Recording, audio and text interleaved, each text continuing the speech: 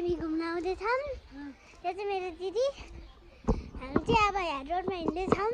हिँड्दै चाहिँ तल जानु भएको छ एक्सिलेटर बिग्रेर। ल हामी चाहिँ अब माथि जाँदैछौँ। कति धेरै बाटो छ। काभ्रेस थालीको बाटै हामीले बिर्स्यौँ।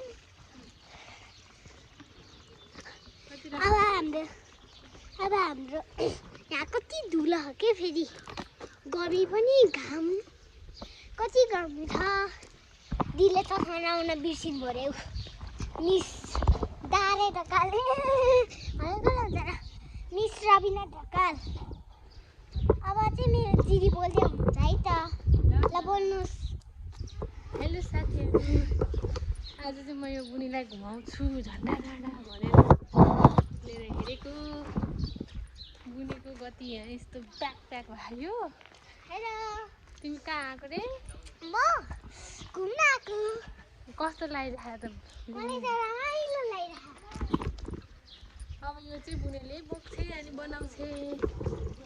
अब हामी देखाऊ है अनुहारदेखि। अब हामी चाहिँ पुग्न लागिरहेको होइन। हामीलाई हिँड्नु पर्छ अझ। अब त्यहाँ माथि गएर घाममा 2 मिनट हो कि कति मिनट कुर्नुपर्छ। झन् झ्यानझ्यान हुन्छ। यहाँ चाहिँ कुकुरहरू सुतिरहेको।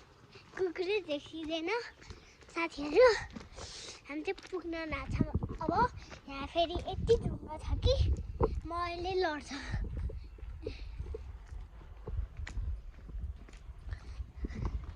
घाम यति मजाले लागिरहेको कि के कुरा गर्ने र साथीहरू।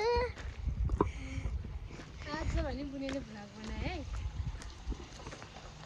बोला बोला।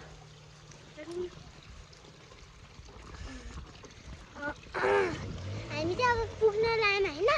काभ्रेस थालीको बाटो कहाँ हो साथीहरू थाहा नै छैन। त्यो त हाम्रो म्यामको काभ्रेस थाली त हाम्रो दिपसिकाको घर अनि मतलब बेसी साइरा बानियाको घर अनि मेरो मेनुका म्यामको क्लास 1 प्यारोटको मेनुका म्यामको माइत हो।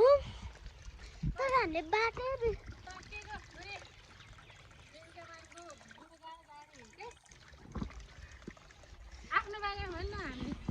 हामी चाहिँ घुम्न आएको। अनि यहाँ चाहिँ एउटा ठुलो चौर रहेछ। त्यहाँ खेल्न मिल्न रहेछ खाली रहेछ। तर हामीले अहिले यहाँ बौल्या भए फुटबल खेल्न हुन्थ्यो साथीहरू। अनि हामी चाहिँ पुग्न लाग्छौँ। अहिले चाहिँ यति घाम कि होइन। हाम्रो स्कुलको बिजक धेरै छ क्या। अस्ति के हुन्छ अरे एक्जाम गर्ने भनेको थियो फेरि हटाइछ।